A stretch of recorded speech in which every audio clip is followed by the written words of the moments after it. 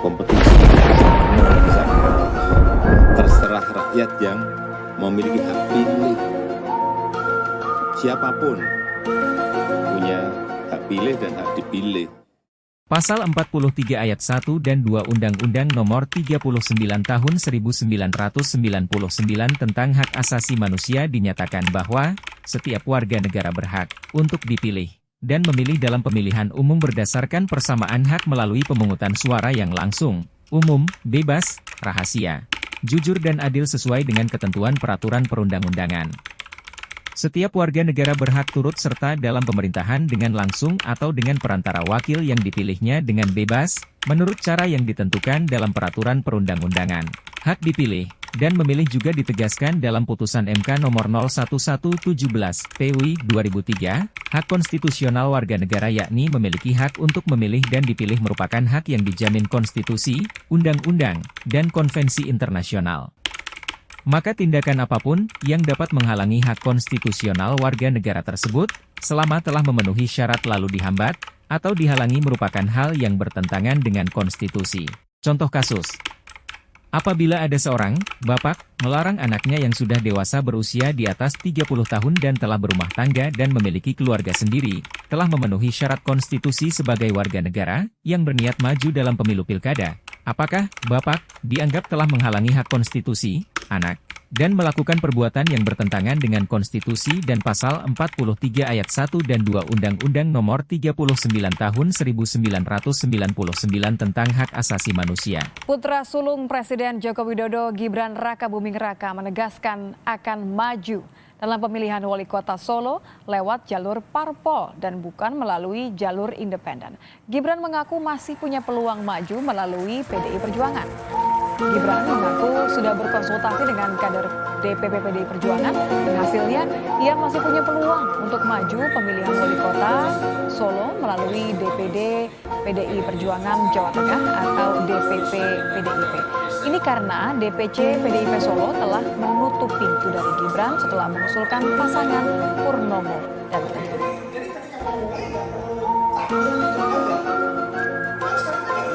Saya itu udah dapat KTA PDI, sudah menjadi kader PDI, ya majunya lewat PDI.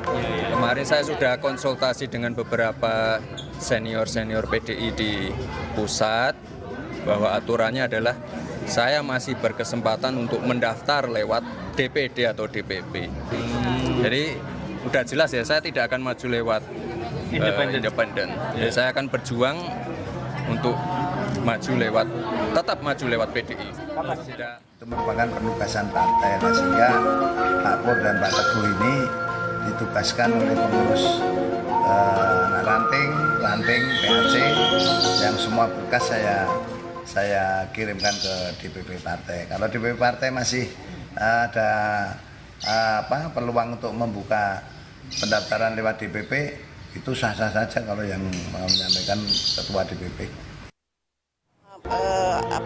Orang itu berhak dan punya hak untuk bisa mencalonkan dirinya dalam pilkada 2020. Jadi tapi PDI Perjuangan kan punya mekanisme untuk bisa melakukan menjalankan mekanisme itu terlebih dahulu supaya ya proses-proses yang ada di lapangan itu bisa diikuti secara baik lah gitu. Jadi ya monggo saja kalau mau mendaftar.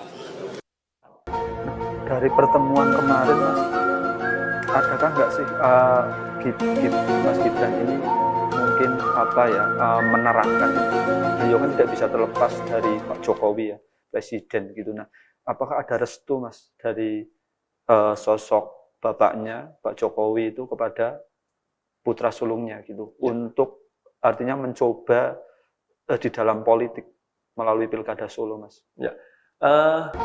Hasil pertemuan Mas Gibran tidak pernah menerangkan, atau kemarin tidak menerangkan bahwa saya sudah dapat restu, Mas, ini enggak. Justru kami banyak sekali berita-berita yang beredar, wawancara, ada video yang lain ketika seorang Bapak Jokowi diwawancara itu, kami meyakini itu bahwa Pak Jokowi memutuskan keputusan-keputusan besar di anak-anaknya itu kepada anak sendiri. Satu hal yang beliau pesankan bahwa apapun keputusannya harus dipertanggungjawabkan. Ini sama ketika anak-anaknya, ada Mas Gibran, ada Mas Kaisang, dan Pak Kahiyang itu ada perusahaan mebel yang diwariskan, mereka memutuskan sendiri tidak mau kemudian bisnis dengan cara masing-masing, dengan pilihan masing-masing, dengan passion masing-masing. Setahu kami Pak Jokowi kembalikan ke anak-anak putusannya itu, satu hal ketika memutuskan suatu harus bertanggung jawab dengan keputusan itu.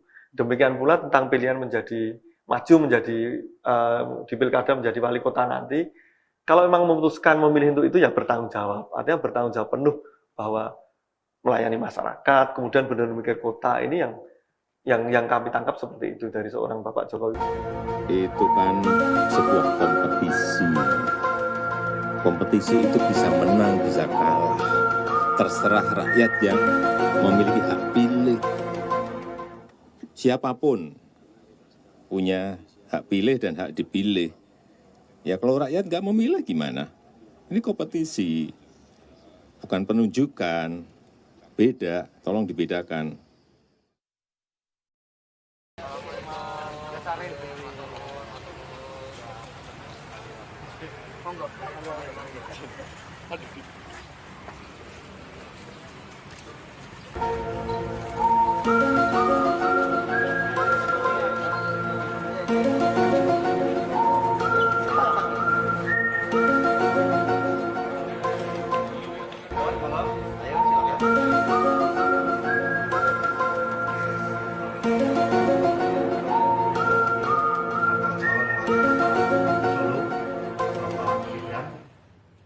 Rekan-rekan, sahabat.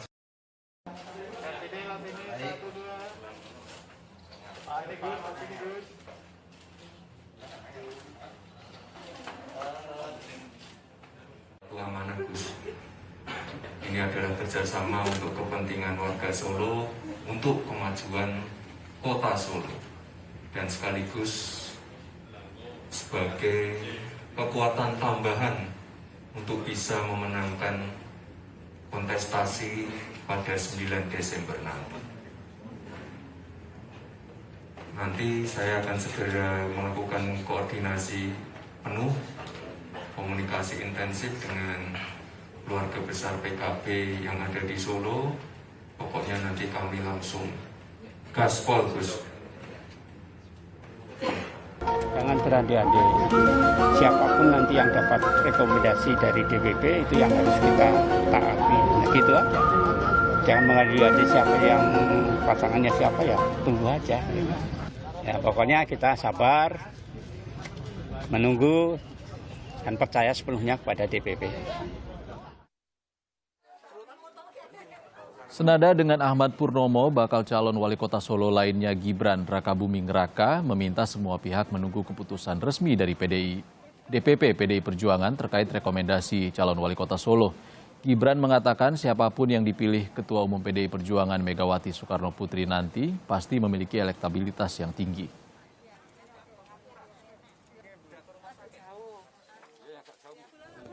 Saya yakin dan saya garis bawahi juga, nanti yang terpilih,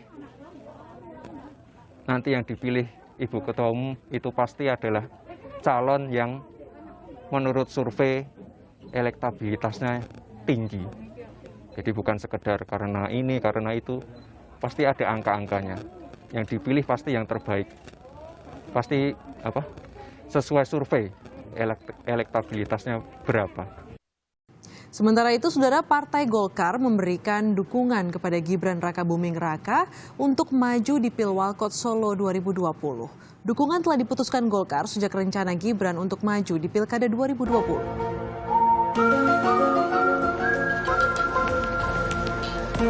Dukungan Partai Golkar untuk putra Presiden Joko Widodo di Pilwalkot Solo tidak berubah.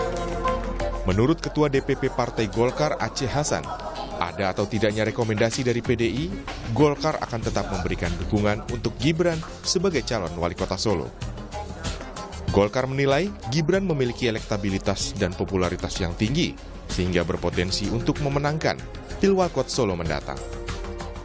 Dengan atau tanpa rekomendasi PDIP, Golkar juga punya rekomendasi sendiri. Kami tetap akan merekomendasikan Pak Gibran gitu. Salah satunya adalah yang menjadi pertimbangan adalah hasil survei. Kami sudah memiliki data survei yang memang menunjukkan bahwa potensi elektabilitasnya Pak Gibran itu sangat tinggi. Jadi oleh karena itu dengan atau tanpa PDIP sekalipun, Ya tentu jika kita bisa bersama-sama tentu bagus ya. Partai Golkar akan mendukung Pak Gibran. Dukungan terhadap putra sulung Joko Widodo juga disampaikan oleh Partai Gerindra. Wakil Ketua Umum Gerindra Sufmi Dasko Ahmad mengatakan, Ketua Umumnya Prabowo Subianto telah memberikan arahan untuk mendukung Gibran Rakabuming Raka. Meski demikian, Partai Gerindra masih menunggu proses terkait dukungan partai dalam Pilkada Solo. Soal dukung-mendukung, ya kita juga sudah ada arahan untuk mendukung gitu. Juga sedang berproses di kitanya untuk sampai ke DPP begitu. Artinya kalau nanti Mas Gibran tidak diusung oleh PDIP, apakah Gerindra membuka peluang untuk kita belum bisa sampaikan seperti itu. Menanggapi hal tersebut mungkin nanti akan ada badan seleksi yang memang sudah ditunjuk dan bekerja untuk itu. Dari internal informasi sementara ya calon kuat masih yang bersangkutan gitu. Dukungan DPC Partai Demokrat Solo tampak dari spanduk yang dipasang di depan kantor mereka. Partai Demokrat mendukung Gibran yang dianggap sebagai calon wali kota muda yang potensial. Ketua Umum Partai Demokrat Susilo Bambang Yudhoyono bahkan sudah merestui dukungan ke Gibran. Hingga saat ini, sejumlah partai menyatakan akan mendukung Gibran Rakabuming Raka dalam Pilkada Solo 2020. Di antaranya adalah PKS, PKB, P3, Golkar, Demokrat, dan Gerindra.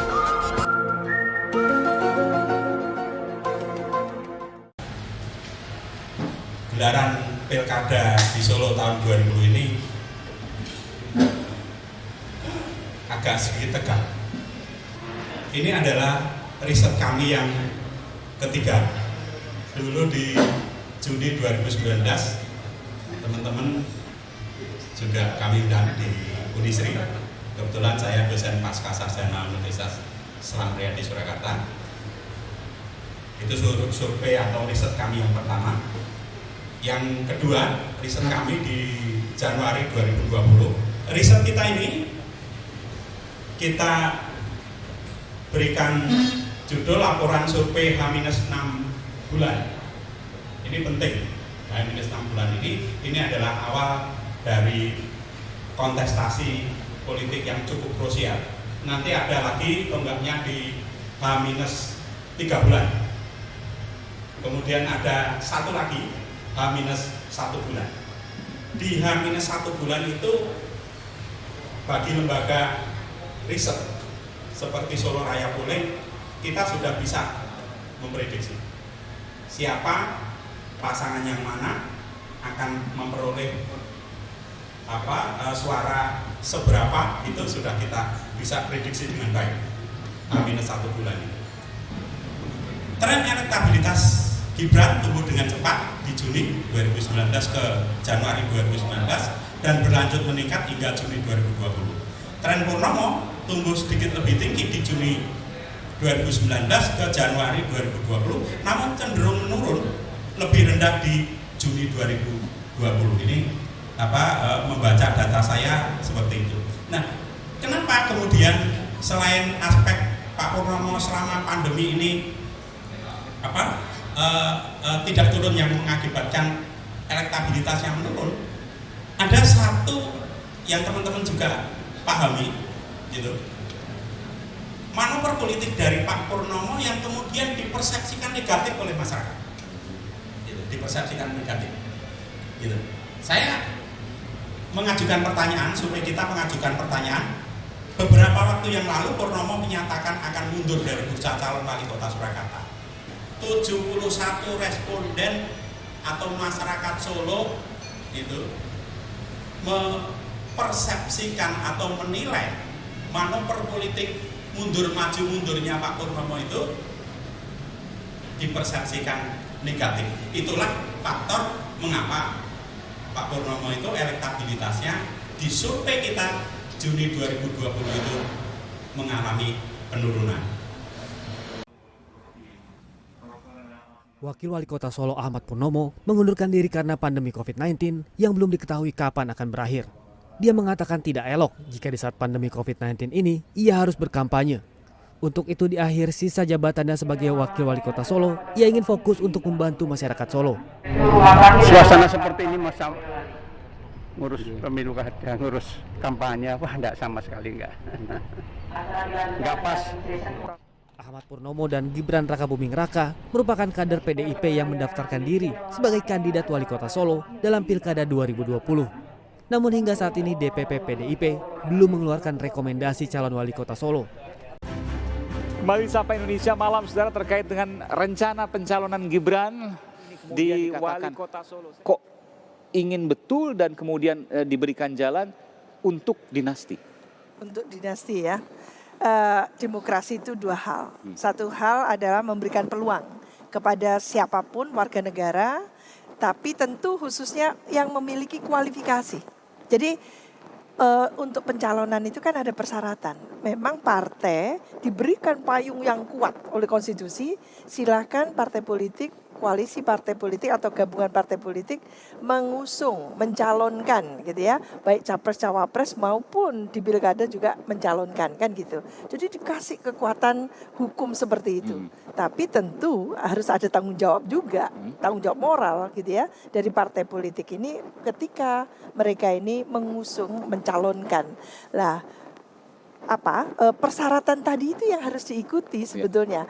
Satu sisi memberikan keleluasaan kepada warga negara yang memiliki kualifikasi, dan satu sisi partai politik sebagai pilar penting mendorong itu. Apakah dinasti itu selalu salah, selalu negatif, atau ada hal yang positif? Nah, di Indonesia mengapa sistem demokrasi kita justru gitu ya menumbuh kembangkan gitu dinasti politik atau politik kekerabatan. Ini yang kita harus urai sebetulnya. Mengapa? Dinasti. Kalau kita kenal di Amerika ada dinasti yang dikenal Kennedy. Positif, dinasti Kennedy misalnya. Tapi di Indonesia saya belum mendengar hal itu. Apakah kemudian publik berhak untuk menilai negatif atau sesungguhnya dinasti itu sebenarnya tergantung orangnya? Iya, ini pertanyaan bagus ya, pertanyaan yang kritis menurut saya, karena sebetulnya gitu ya, kapan itu disebut dinasti, kapan itu tidak. Tentu punya hubungan keluarga. Jadi ketika pencalonan tadi dipaksakan, padahal yang bersangkutan tidak mumpuni gitu ya, untuk menduduki jabatan itu baru namanya kulutis dan nepotisme. Di mana kemudian untuk mengetahui itu? Karena yang dilihat saat ini elektabilitas tertinggi, maka partai tergoda untuk mencalonkan. Betul. Jadi menurut saya semakin kurang transparan satu sistem, semakin tidak akuntabel satu sistem, lalu memberikan peluang siapapun. Lah di Indonesia ini bukan pertama kali. Di Indonesia itu sudah lebih dari 65 kasus dinasti. Untuk dinasti itu ini karena latah orang memasangkan suatu persoalan kasus seperti ini dengan dinasti politik. Dinasti itu muncul dari sistem yang monarkis dengan privilege yang diberikan kepada yang meneruskan raja. Jadi Anda mengatakan bahwa Gibran masuk bukan dinasti? Tidak ada privilege. Meskipun bapaknya presiden. Jadi di dalam sistem yang terbuka, demokrasi yang terbuka seperti di Amerika, seorang anak presiden dia punya hak yang sama dengan warga negara yang lain. Nanti dipilih. Bahwa dipilih atau tidak, itu pasar yang akan, masyarakat yang akan menentukan. Anda menilai bahwa dinasti itu ketika ditunjuk dan langsung jadi? Iya, karena itulah dinasti gitu, yang sifatnya ada privilege. Meskipun anak presiden sulit untuk dikatakan punya elektabilitas rendah, logikanya akan seperti itu. Itu nasib dia, itu keuntungan politik dia. Makanya dalam konteks Indonesia, dan punya struktur yang kemudian bisa membantunya dalam tanda kutip. Kita tentu tidak menafikan ketika semua yang terkait dengan pemerintah misalnya tentu akan membantu. Belum tentu. Dan itu agak sulit dibuktikan, tapi agak sulit juga untuk dikatakan tidak. Kontrol masyarakat yang kuat itu harus mengeliminir itu. Gitu. Tapi jangan kita melarang dia untuk kemudian karena dia anak presiden dia tidak bisa gitu. Itu hak politik dia. Gitu. Satu hal yang perlu ditambahkan, kalau memang tidak punya filter lain ya, partai mendukung dan sebagainya, biarlah rakyat yang akan menilai dan memilih nantinya. Jadi oleh karena itu Indonesia memang berkepentingan memiliki rakyat yang cerdas. Supaya memilihnya selektif kan gitu. Saya tambahkan sedikit. Dalam arti apa? Kalau rakyat memilih itu adalah fair. Tapi kalau rakyat tidak memilih itu risiko juga buat dia. Gitu. Dan itu berat juga. Dan itu fair.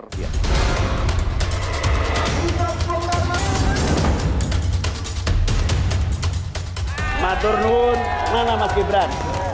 Matur nuwun. Wali kota terpopuler di dunia. Lebih populer saat jadi wali kota dibanding bapaknya.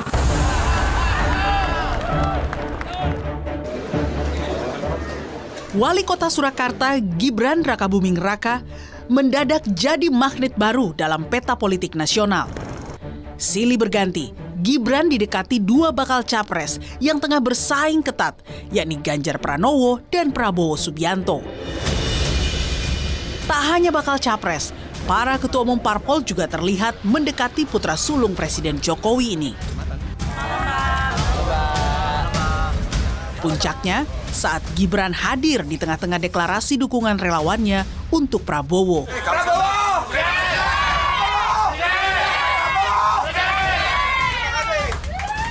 Kedekatan Gibran dengan Menteri Pertahanan itu mendadak menimbulkan banyak spekulasi.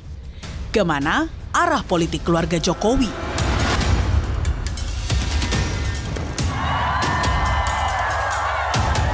Ini pemimpin hari ini dan pemimpin masa depan. Amin, amin. Semua sejarah besar dibuat oleh anak-anak muda. Ingat itu, saudara-saudara. Pengamat politik menilai, dengan mendekati Gibran, Prabowo bisa mendapat dukungan dari loyalis Jokowi.